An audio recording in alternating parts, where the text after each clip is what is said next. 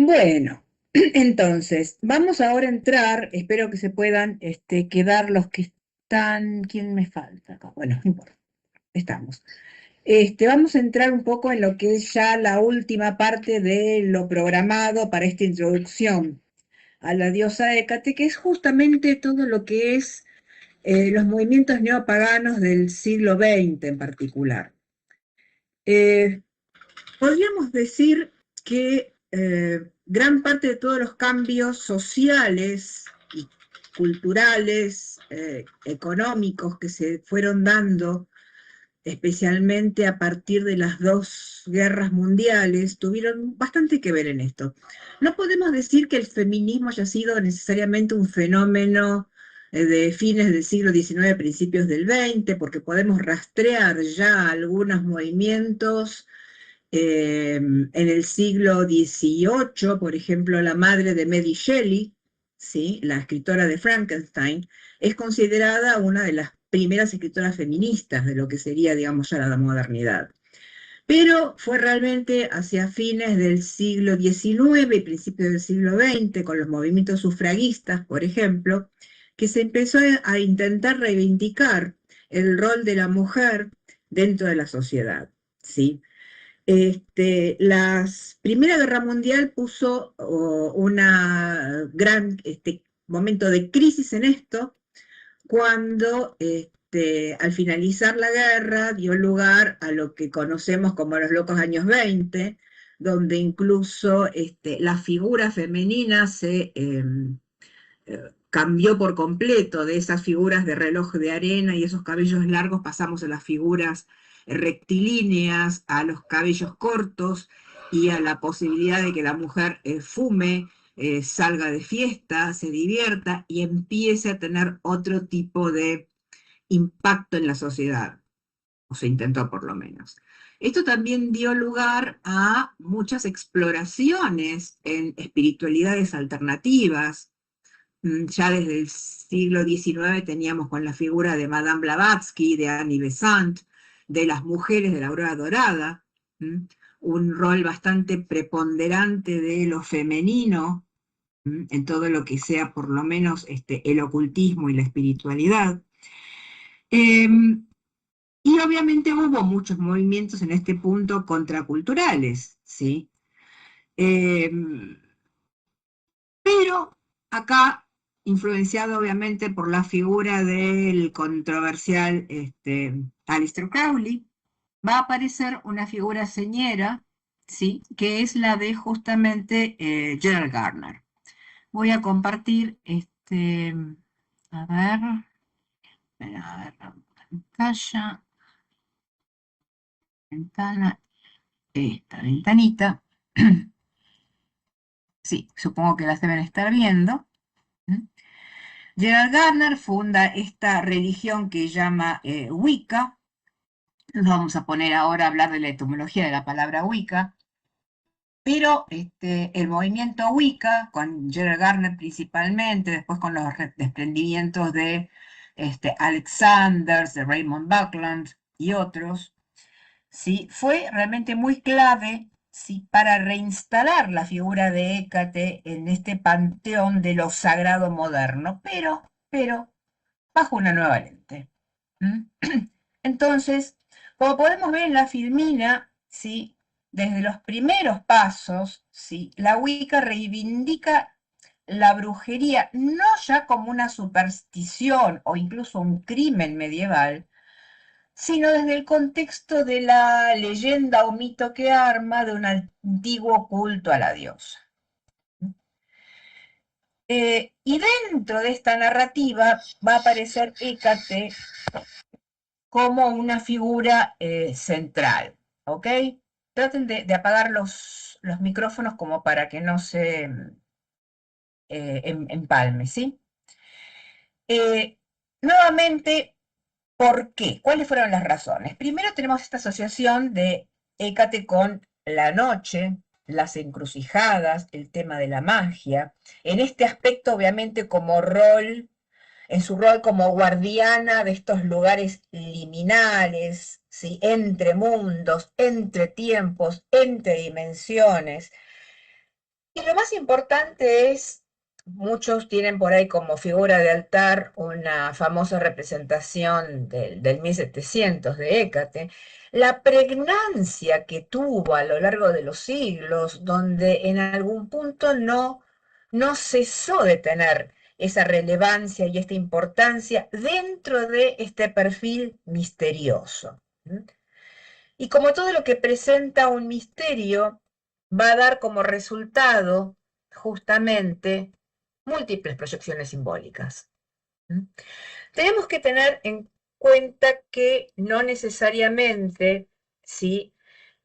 Fue una figura especialmente relevante en todos los linajes wiccanos, pero sí fue creciendo en la medida en que corrientes de brujería tradicional, de cuestiones relacionadas con cierta teología feminista y sobre todo en las prácticas eclécticas, lo que dio más este, aire a que esta figura de Hécate fuera cobrando relevancia a lo largo de las décadas.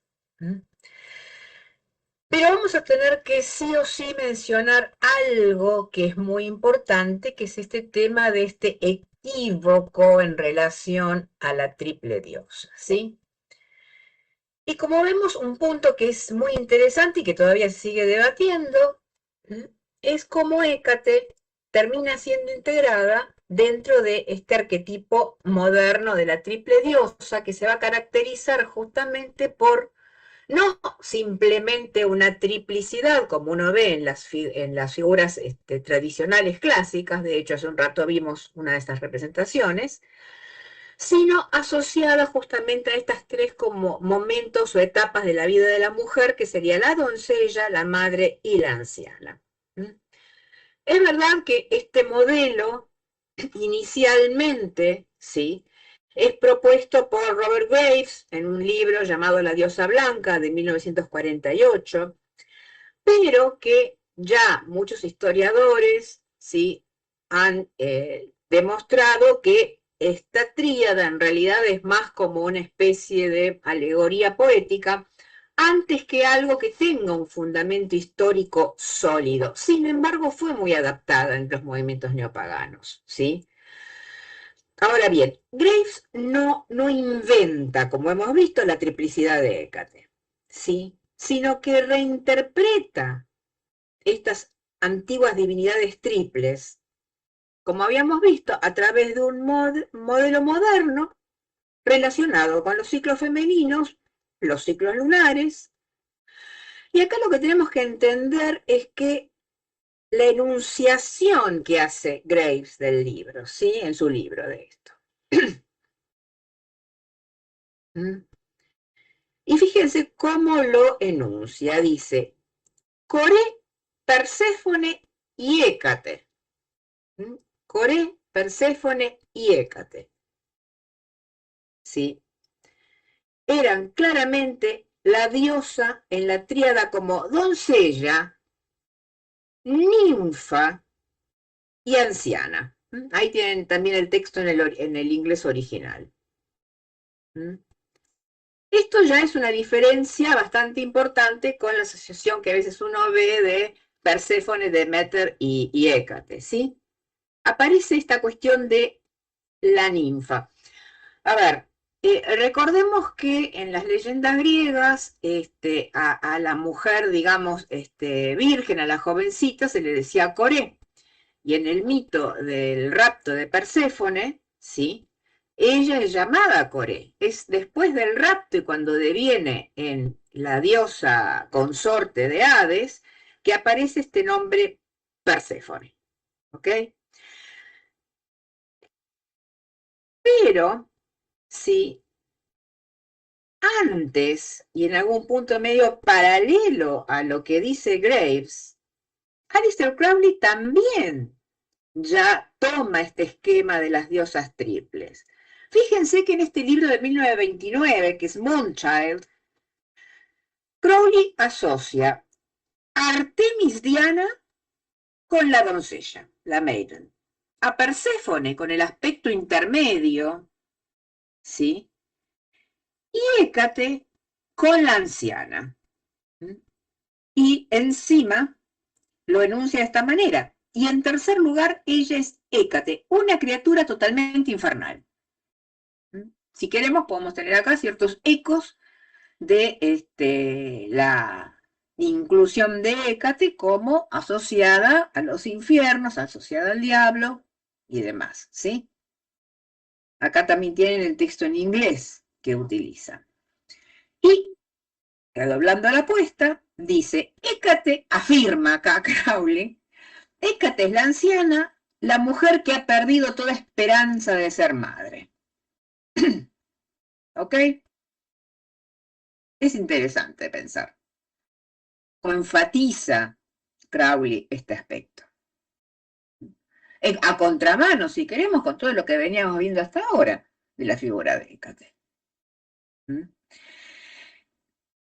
Y la identificación que va a aparecer más modernamente, me fue prácticamente imposible encontrar algún texto más o menos, no digamos académico, pero donde refleje exactamente esta correlación Perséfone-Deméter-Hécate. El tema es que las redes sociales en este punto empiezan como a generar algo que se empieza a repetir y después es muy difícil encontrar la fuente. Y realmente no la pude encontrar como sí pude encontrar la referencia a Moonchild o a Robert Graves.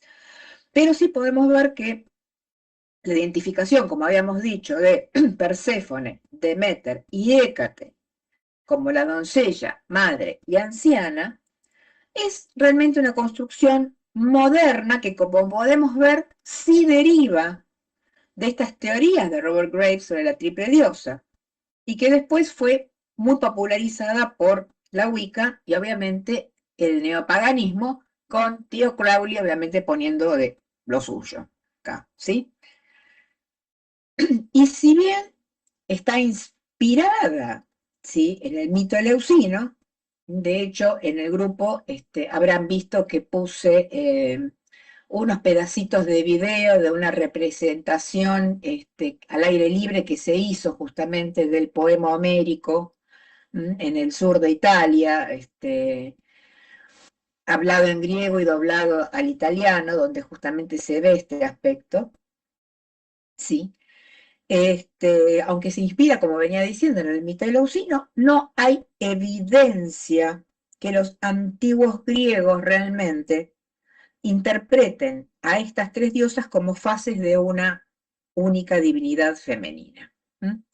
Antes de pasar al esquema simbólico moderno, esto genera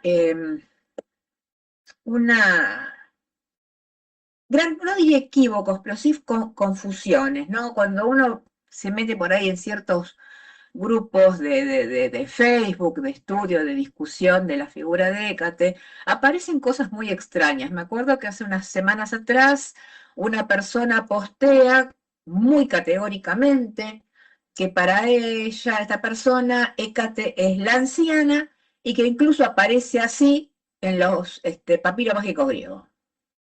Digo, ¿perdón? ¿En cuál? Em,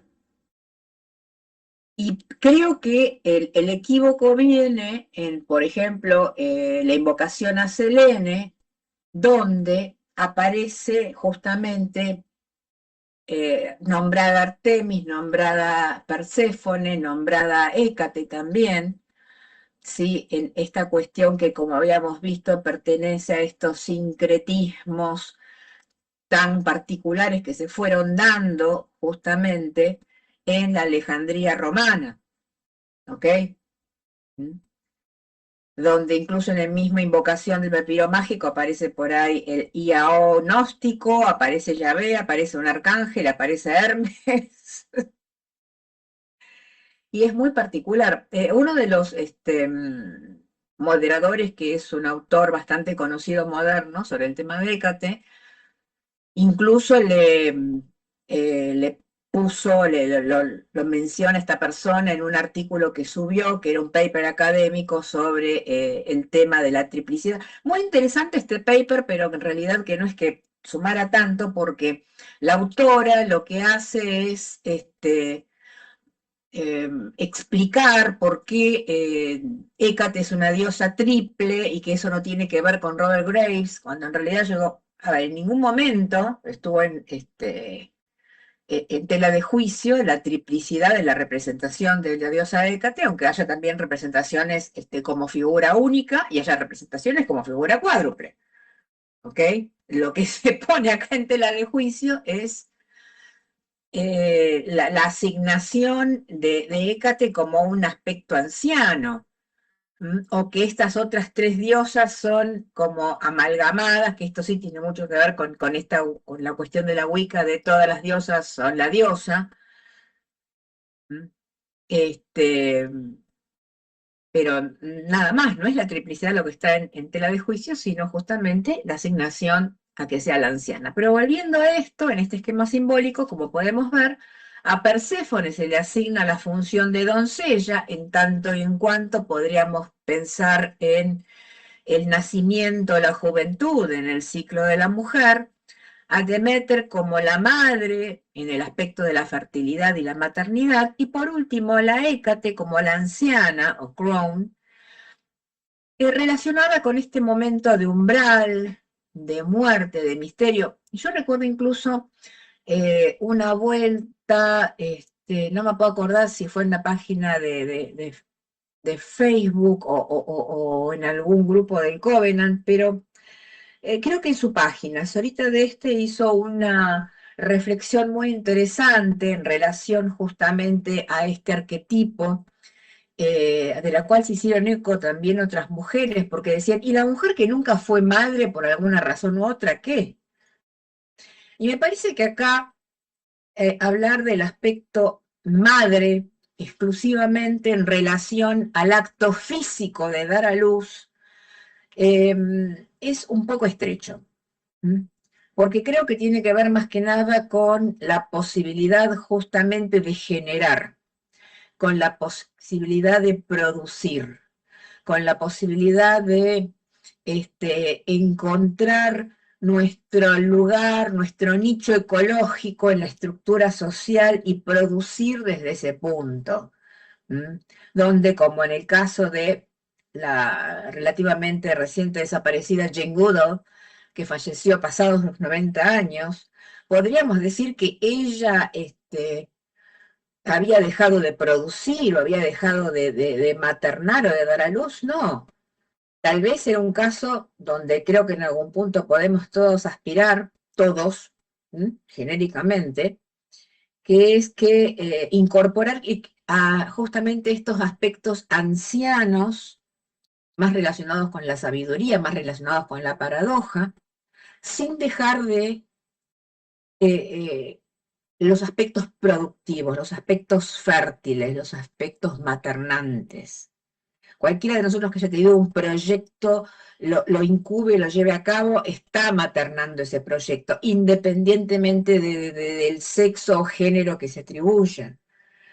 Sí, me parece que esto es importante también para repensar estas categorías. Pero bueno, volvamos un poquito a esto, ¿sí? Vamos a pasar a la siguiente filmina, ¿sí? Que como habíamos visto, como les había dicho hace un ratito, que en la mayoría de las fuentes antiguas, nuevamente, Hécate no va a aparecer como una anciana, sino justamente como una mujer joven, vigorosa, armada, a veces cazadora, activa en este rol mágico y protector, ¿sí? Como pueden recordar a lo mejor, sobre todo cuando vimos en la primera clase las imágenes clásicas de la gigantomaquia, ¿sí? Y de la titanomaquia, Hécate incluso aparece con la famosa túnica corta propia de las doncellas, ¿sí? E incluso aparece blandiendo estas antorchas para combatir, por ejemplo, a los gigantes. ¿Está bien? Nuevamente, este perfil de esta anciana, sabia, bruja, es algo muy posterior Y es una proyección simbólica, moderna, que no tiene fidelidad histórica. A los que por ahí hayan cursado conmigo el curso de filosofía hermética, Lali, Claudio, Susan, Andrea, recordarán que nosotros hablábamos de la etapa saturnina, asociada a la edad, a la tercera edad, digamos, o a la vejez, ¿no? Donde justamente si habíamos podido más o menos transitar las etapas anteriores con cierto éxito, lo que era esperable que se desarrollara era esta sabiduría, y como habíamos visto también en el paper de Iniciación y Muerte de Tommy Westlund, lo que aspirábamos, ¿sí?, a través de estas sucesivas noches oscuras del alma, era justamente desarrollar esta etapa saturnina más precozmente. Más precozmente, ¿ok? Entonces, es como para repensar un poco todo este tema de cómo aplicar también estos arquetipos que, si bien son modernos, me pregunto, y no tengo respuesta, si hasta cierto punto no están ya tan bien perimidos, necesitando generar alguna otra cosa. Pero bueno, pero como hemos dicho, si bien este arquetipo es poderoso, no deja de ser un sincretismo moderno, que en realidad, tal como hemos visto a través de estos encuentros, simplifica la complejidad de una figura como, por ejemplo, la de la diosa Hécate, ¿sí?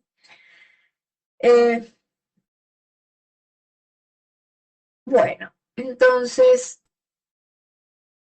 resumiendo un poquito esta idea del Hécate en el neopaganismo del siglo XX, vamos a entrar justamente en una cuestión donde tenemos los movimientos neopaganos / wiccanos más clásicos, por un lado, y los movimientos reconstruccionistas por el otro. Entonces, primero, ¿qué pasa? Tenemos la triple diosa con esto de la figura de la anciana, que como habíamos dicho hasta ahora, en el contexto de este resurgimiento neopagano del siglo XX, se populariza esta triple diosa en estos tres aspectos: doncella, madre, anciana, que propone justamente la existencia de una deidad femenina triforme asociada con las fases lunares, los ciclos de vida, y donde, como recién estuvimos discutiendo, Hécate es identificada con la fase de la anciana, simbolizando justamente esto de la sabiduría, de la etapa saturnina, el momento de la muerte, pero también de la transformación. Y en este punto vamos a ver, en este segundo punto, la influencia que tuvieron los autores neopaganos. ¿Qué pasa con estas especies de popes de la Wicca y del movimiento de la movimiento de la diosa en general, podría decir, y de la Wicca en particular, ¿no? Donde, por ejemplo, podemos encontrar a Doreen Valiente con su texto Charge of the Goddess, algo así como invocación a la de la diosa, que, ojo, hay varias versiones, porque ella escribe una cuando se inicia en 1953, hasta que finalmente Starhawk and the Spiral Dance adapta esto y lo incluye.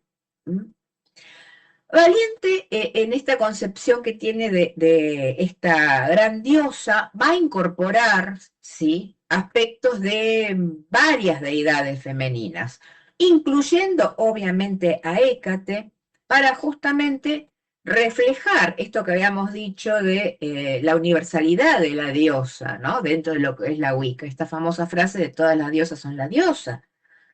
¿Está bien? Muy influenciado obviamente por todo lo que sea la teoría de los arquetipos junguianos. Bueno, no nos vamos a meter un poco en eso, ¿sí? Ahora bien, Doreen Valiente no le identifica directamente con la anciana, ¿sí? Pero sí identifica a Hécate con las ideas de la sabiduría y obviamente la práctica mágica. Dentro de lo que es el texto del Charms of the Goddess, acá podemos ver que dice: soy la diosa misericordiosa, que otorga el don de la alegría al corazón del ser humano. Sobre la tierra doy el conocimiento del Espíritu Eterno, y más allá de la muerte doy paz, libertad y el reencuentro con quienes han partido antes.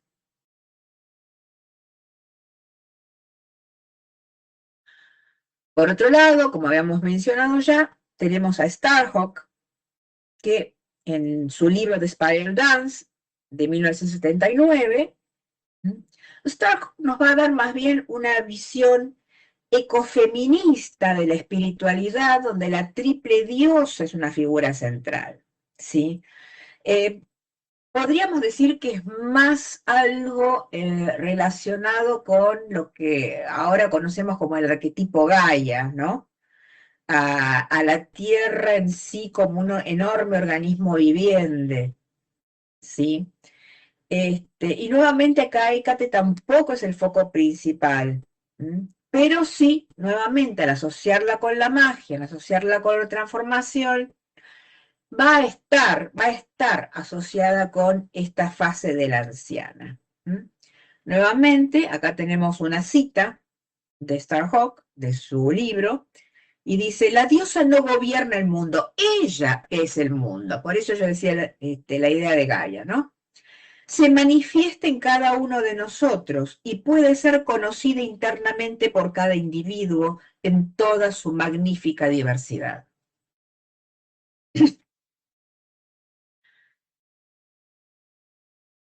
Y por último, sí, simplemente porque si no iba a seguir citando autores clásicos neopaganos hasta el día del juicio, vamos a tener a Margot Adler, justamente en su obra Going Down the Moon, del año 79 también, ¿sí? Recordemos que hablamos un poquito de esto de atraer la luna cuando hablamos de las brujas de Tesalia, donde básicamente lo que hace es explorar la diversidad del neopaganismo en Norteamérica, ¿sí? Y nuevamente, si bien no se va a centrar exclusivamente en Hécate, sí va a discutir en su libro cómo estas deidades femeninas, que incluyendo a Hécate, ¿sí?, fueron justamente reinterpretadas en el contexto moderno. Y dice: los dioses y diosas del mito, la leyenda y los cuentos de hadas representan arquetipos, potencias reales y potencialidades profundas dentro de la psique que, cuando se les permite florecer, nos permiten ser más plenamente humanos. Y obviamente, como podemos ver, es una cita que va a reflejar a las deidades antiguas, como por ejemplo Hécate, como si fueran arquetipos psicológicos, lo cual justamente facilita que se integren con prácticas espirituales contemporáneas. La influencia justamente de Jung fue fundamental. Si les interesa Jung, yo les diría que vayan a una compilación, porque no es el único que escribe, él escribe el primer capítulo, después el resto es una edición de escritos de discípulos de él, que es El hombre y sus símbolos. Y de hecho dio lugar, incluso dentro de lo que es la práctica mágica, a toda una cuestión de, no sé, como lo denominaría magia psicológica, donde cuando yo invoco un ángel o un demonio, por ejemplo, dentro de lo que sea la clavícula de Salomón o la clave menor, en realidad no estoy invocando al ángel o al demonio, estoy invocando un aspecto de mi psique, con lo cual el ritual me permite acceder y por ahí desencadenar un aspecto que tengo. Ok. Aaron Licht, que es un iniciado de la aurora dorada del templo de Cícero, que tiene un grupo dedicado a la magia salomónica, en sus reglas él es muy estricto, donde dice: si usted viene a hablar de esto, la magia psicológica no es para usted. Acá nosotros creemos que son entidades externas. Esto lo repito muchas veces, para mí la magia del caos básicamente cuando genera el concepto de egrégora encuentra una solución muy elegante a esto, ¿no? Donde partimos de la existencia de esta fuerza que ellos denominan Kia, ¿sí? Podría estar relacionado con la idea del Neger egipcio, puede ser, donde en última instancia cada cultura, cada grupo humano, esto es muy también Jake Stratton Kant, va recortando, desarrollando aspectos de esto divina o de esta fuerza mágica, como quieras llamarla, que permea todo, pero en la medida en que estas figuras son consistentemente invocadas, adoradas, nombradas, van a terminar generando una cierta independencia. No sería solamente un aspecto de mi propia psiquis, entonces si me asusto de lo que me revela el demonio XX, en realidad no, porque es algo que realmente está en afuera. Pero bueno, esto es algo que queda en última instancia al criterio de cada uno de nosotros y un poco la idea de este recorrido histórico ha sido justamente que cada uno de ustedes llegue a su propia conclusión, genere su propia síntesis y en última instancia, en función de esto, se conecte con su propia práctica. ¿Ok? Bueno, entonces pasamos ahora justamente al último punto y que ante el empuje, ¿no?, de todos estos movimientos neopaganos y demás, obviamente los movimientos que hubo en las últimas décadas, especialmente en Europa, de reivindicar, de reencontrarse con sus creencias, sus religiones nativas, obviamente especialmente en los movimientos reconstruccionistas griegos, esta idea de Hécate como la anciana generó muchísimo rechazo y muchísimo malestar, ¿sí? Con lo cual insisten mucho en recuperar Hécate desde sus aspectos originales, ¿m? Y Hécate en la multiplicidad de facetas, como hemos visto. Más allá de los movimientos reconstruccionistas, tenemos también movimientos que podríamos nombrar o calificar dentro de lo que es el neopaganismo, como justamente el Covenant of Hécate, donde también, a través justamente de las investigaciones académicas, de ir a las fuentes primarias, se enfatiza no solamente este aspecto de Hécate como una deidad especialmente compleja, ¿sí?, sin dejar de lado la asociación con la magia, con las encrucijadas, con los aspectos protectores, pero donde no va a ser necesariamente la figura de una anciana, ¿m?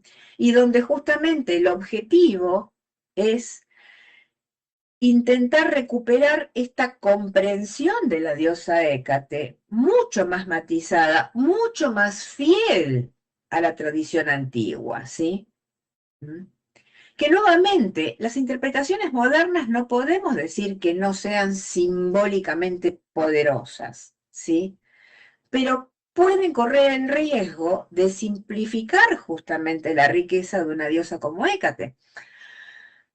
A ver, también por ahí he leído, ¿sí?, gente que por ahí dice, yo entiendo todo esto, pero para mí, Hécate sigue siendo la figura de la anciana. Y habrá que ver qué aspectos de ese sí mismo, en algún punto, resuenan a esa persona para que la siga percibiendo de esta manera.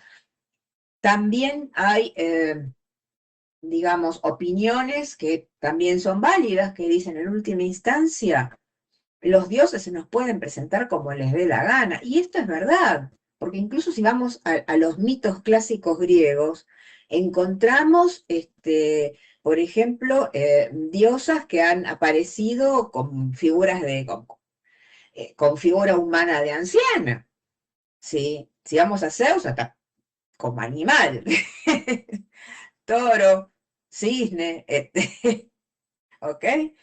Entonces, yo podría, digamos, honestamente al que dice, para mí es la anciana, decirle, estás equivocado, no, sos un brut. Y no puedo. Porque en última instancia también podríamos decir, hay un arquetipo que está siendo sostenido por mucha gente en este punto. Entonces, creo que también no podemos intentar, al estilo del lecho de Procusto, ajustar las deidades a nuestra propia percepción, ¿sí? Sino desde este lugar, cada uno de nosotros, generar nuestra propia visión de esto. A ver, pero bueno, hasta acá es lo que yo tengo más o menos para decirles, y me gustaría ahora, si tienen tiempo, aunque más no sea 10 minutitos, 15 minutitos, yo voy a dejar de compartir esto, en cuanto vea cómo lo puedo dejar de compartir, a ver, acá, dejar de compartir. Si pueden ir encendiendo los micrófonos, encendiendo las cámaras y permitiéndonos por ahí discutir cada uno de nosotros qué es lo que piensa, qué les dijo esto. Nada, charlar un poquitito, ¿sí? No, vayan hablando, vayan hablando. Ah, ok. Bueno, a mí me llama muchísimo la atención todo este aspecto que tú mostraste, sobre todo hoy, que es el que más, el que más fuerza tuvo o que más captó mi atención, es porque yo nunca me he considerado un reconstruccionista. O sea, porque no pertenezco a ningún movimiento pagano reconstruccionista como es el movimiento helenístico actual ni nada por el estilo, pero sí soy fiel creyente de que la devoción de cualquier dios, antes de tú decir, bueno, mi devoción de este dios nace a esto, tú tienes que estudiarlo, o sea, tú tienes que conocerlo. Y las bases históricas son súper importantes. Y desde que estoy estudiando a Hécate, inclusive creo que fue en la primera o la segunda clase que tú decías, bueno, unos dicen que Hécate es una diosa de la luz, otros dicen que es una diosa de la oscuridad, y yo decía, pero ¿y en qué momento ella pasó a ser una diosa de la oscuridad? O sea, ¿en qué momento pasó ella a ser esa diosa infernal? Claro, es que, y eso también yo me he dado cuenta, porque aquí en Colombia se da mucho el sendero de la mano izquierda, cómo es que la religión preponderante que viene siendo el cristianismo siempre va a tener una oposición. Y entonces, por ejemplo, la mano izquierda aquí en Colombia es 100% satanista y utilizan la figura de Hécate como esa figura infernal.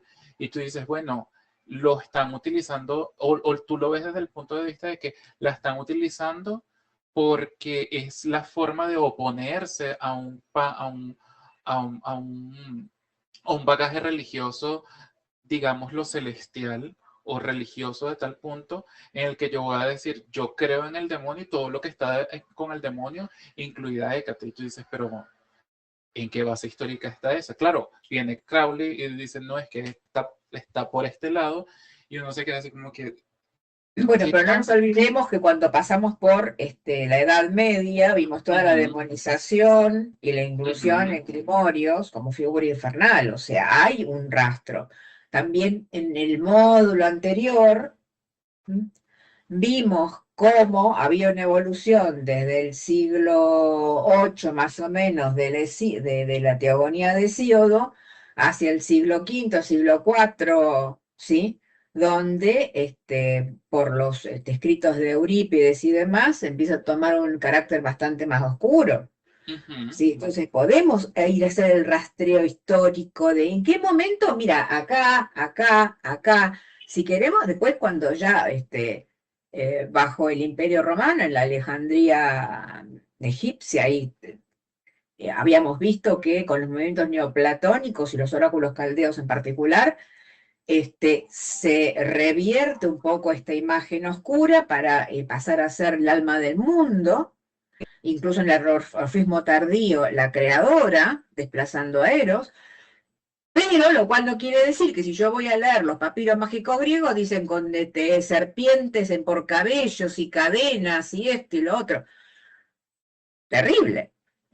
Y sin Sí, embargo, es que convenían, eran más o menos, perdón, más o menos textos que más o menos convivían. Y que nuevamente para mí muestran lo multifacética que es Hécate. exacto, justamente a eso iba. O sea, cuando uno ve ese aspecto de diosa que viene del infierno y demás, uno se tiene que relatar, o sea, uno tiene que buscar más atrás. Ahí es donde uno se encuentra con los papiros mágicos griegos, inclusive yo les estoy leyendo ahorita un texto muy, muy interesante, déjame lo busco, que lo tengo justo aquí a la mano, que se llama Hécate entre la vida y la muerte hacia una lectura global de la evolución de sus atributos. Y aquí el autor él refleja mucho, obviamente no dice cómo fue el movimiento de Hécate en el helenismo, pero en el momento en donde se le da como ese atributo infernal más oscuro, la serpiente, inclusive algunos atributos como el bronce y demás, están dentro de los mismos papiros mágicos griegos y están dentro de ese contexto helenístico. Y entonces ahí es donde uno entiende, dice, claro, es que ya entre esa amalgama del montón de religiones que estaba en el momento. El helenístico tardío, Ajá. conste. Sí, Claudio quería decir algo, vamos apurándonos porque se va cerrando la segunda hora ya.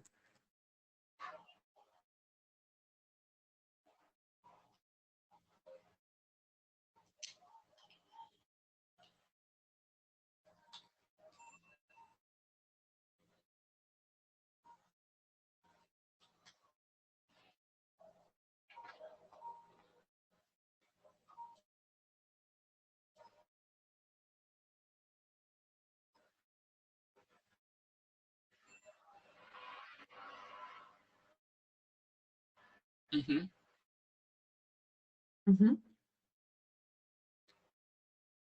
Bueno, Hay muchas alguien, festividades, hay muchas. Lo que pasa es que si las daba no alcanzaba el tiempo. Ah, sí, claro. claro, ese estaba relacionado con Hécate. A ver, Andrea, Susan, Lali, ¿quieren decir algo? Si no quieren, no tienen por qué, pero bueno.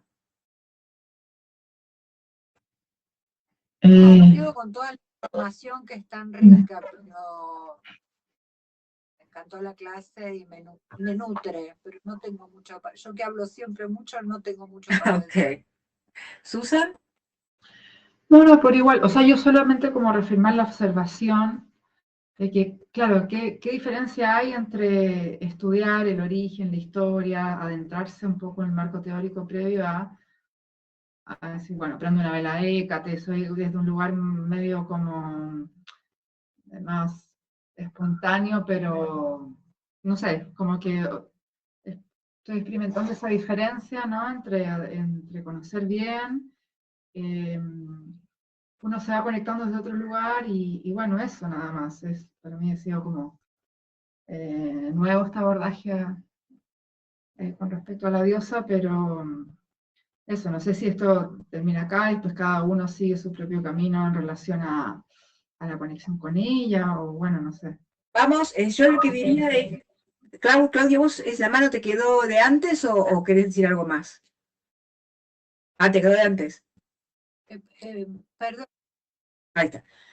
Julia, Sí, con respecto a lo que dijo Susan, claro, tiene sentido porque vos lo venís diciendo siempre, si no nos conectamos, si no entendemos, si no sabemos, el símbolo no impacta, acá es la diosa, importa la que uno... Pero es el mismo, me parece que desde ahí es lo que vos decís, Susan, de que lo internalizamos, lo entendemos, sabemos, y ahí impacta de otra manera. Ojo, si prendes una vela y no sabes demasiado, también suceden cosas. Pero me parece que acá hay otra impronta, hay más el cuerpo, la esencia. Eso yo también lo siento.